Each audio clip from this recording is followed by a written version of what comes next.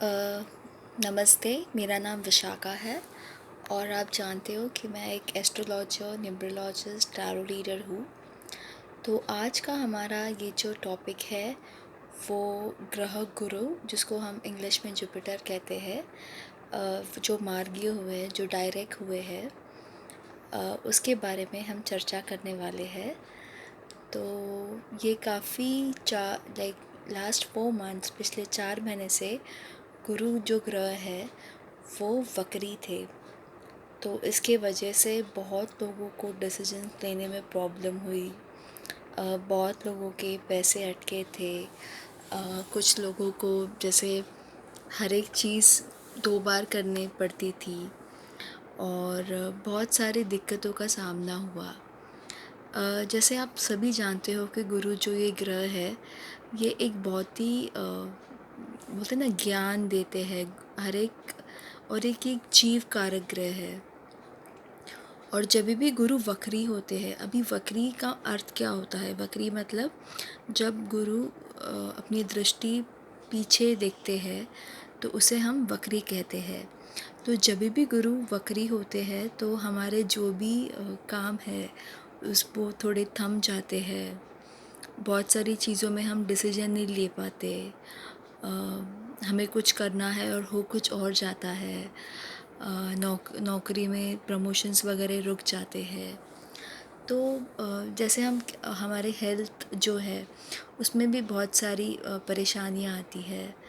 तो ये जो गुरु ग्रह, ये सबसे पहली बात, ये वक्री क्यों होता है? देखिए, जब भी हम कोई भी अच्छी चीज़ करते, जैसे कोई एक अच्छा इंसान है और कुछ अच्छी चीज़ अगर हम किसी के लिए करते हैं तो हम उसको बहुत ही लाइटली लेते हैं और वी डोंट रिस्पेक्ट, मतलब हम उस चीज़ को ज़्यादा अहमियत नहीं देते। जैसे ही वो चीज़ें हमारे लाइफ से थोड़ी दूर जाती है, या कोई अच्छा अच्छा व्यक्ति हो जो आपको बहुत स्नेह करता हो, बहुत प्यार करता हो, आपकी इज़्ज़त करता हो, और ऐसा इंसान अगर आपके लाइफ से थोड़ा आप भिन्न तरह से अगर वो आपके साथ व्यवहार करता हो, तो उस समय आपको एक दिमाग में उलझन होती है कि अरे ये ऐसा था, ऐसा कैसा हो गया। तो गुरु जो है वो एक जीव कारक है। तो जब भी गुरु वक्री होते हैं, बेसिकली वो हमसे जो हमारी मिस्टेक है वो करेक्ट होने के लिए एक टाइम पीरियड देते हैं। जैसे हमने जो भी मिस्टेक की है उसको हम किस तरह से करेक्ट करें, तो इसलिए वो वक्री होते हैं। तो पिछले 4 महीने से गुरु वक्री थे। अभी गुरु जो है वो मार्गी हो गए हैं।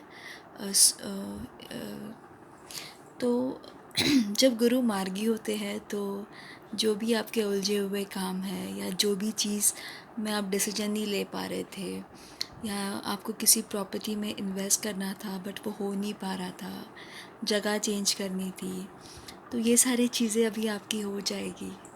और जैसे ही गुरु अपनी डायरेक्ट पोजीशन में आ जाते हैं तो हर एक राशि और हर एक लग्न के लिए वो हर अलग तरह के फल देते हैं। तो ये आपके जो जैसे गुरु अभी मार्गी हुए धनु राशि में, तो धनु राशि जो है वो स्वयं गुरु की राशि है। उनका जो स्वामी है वो गुरु ग्रह ही है। तो इनके लिए जैसे धनु राशि के लोग होते हैं, वो काफ़ी वाइज होते हैं। वो हर एक चीज़ डिटेल में जानने की कोशिश करते हैं क्योंकि उनका स्वामी ही गुरु होता है। तो भिन्न भिन्न राशि के लिए भिन्न तरह के गुरु फल देंगे। तो चलिए मैं आपको बताती हूँ। जैसे अगर किसी की राशि एरीज़ है और अगर उसका लग्न भी एरीज़ है, लाइक किसी का लग्न मेष और राशि, जैसे गुरु हम जब फलादेश देखते हैं किसी भी गोचर का, तो हमें लग्न से भी देखना चाहिए और चंद्र राशि से भी देखना चाहिए। इसका एक यह महत्व है कि लग्न से आपको फिज़िकल जो इम्पैक्ट है उसके बारे में थोड़ी बहुत जानकारी मिलेगी। और चंद्र राशि से जो है आपको आपके, क्योंकि चंद्र जो है वो एक मन का कारक होता है, तो मन में आपकी किस तरह की परिस्थिति रहेगी वो आपको चंद्र राशि बता पाएगी। तो मेष लग्न और मेष राशि के लिए गुरु जो है वो उनके नवम स्थान में जा रहे हैं। जैसे आप लोग जानते हैं कि नवम स्थान जो होता है उसे हम अपने शास्त्रों में भाग्य का स्थान कहते हैं, और भाग्य उदय का स्थान कहते हैं, धर्म का स्थान कहते हैं। तो जब गुरु नवम स्थान में मार्गी होंगे तो आपका जो जो भी काम थे, जो जैसे आपको कहीं पे यात्रा करनी थी, किसी तीर्थ यात्रा पे जाना था, या कोई लॉन्ग डिस्टेंस ट्रैवलिंग थी बट वो हो नहीं पा रही थी, तो अभी आपके वो सारे काम हो जाएंगे। कुछ दिनों से अगर आप अपने पापा के साथ कुछ मनमुटाव था, तो वो अभी ठीक हो जाएंगे, ठीक हो जाएगा। और आपका जो धर्म धर्म हम हमारा जो जन्म होता है उसमें हमको अपने धर्म के लिए भी कुछ करनी चाहिए। तो वो धर्म के जो भी कर्तव्य है आपके, जो आप करना चाहते थे, वो ये ट्रांजिट में आपके निश्चित रूप से हो जाएगी। अभी हम दूसरे राशि में आते हैं जिसको हम वृषभ राशि कहते हैं, जिसका स्वामी शुक्र है। वृषभ राशि के लिए ये जो गोचर होने वाला है वो उनके अष्टम स्थान में होने वाला है। अभी जैसे आप जानते हो अष्टम स्थान जो है वो एक बहुत ही, हम कहते हैं ना, अचानक ट्रांसफॉर्मेशन का स्थान है। और इसमें जो है बहुत सारी अकल्ट साइंस जो है वो स्थान को वो बताता है। तब जो गुरु जब अष्टम स्थान में जाएंगे तो उसको प्रॉपर्टी के बारे में भी बताता है। तो जिसके जो प्रॉपर्टी की बातें चल रही थी और एग्रीमेंट साइन वगैरह नहीं हो रहे थे, तो वृषभ राशि के जातकों को वो सारी चीज़ें हो जाएगी जब ये गुरु मार्गी होंगे, अभी हो जाएगी। और इसके अलावा उनको अचानक से कोई भी चीज़ें की अच्छी चीज़ों की प्राप्ति होगी। और हर एक अष्टम स्थान में गुरु अष्टम स्थान जो है वो एक हम कहते हैं ना कि एक डार्कनेस का स्थान है। तो वहाँ पे सिर्फ 2 ग्रह हैं जो प्रकाशित कर सकते हैं, एक तो है सूर्य और एक है गुरु।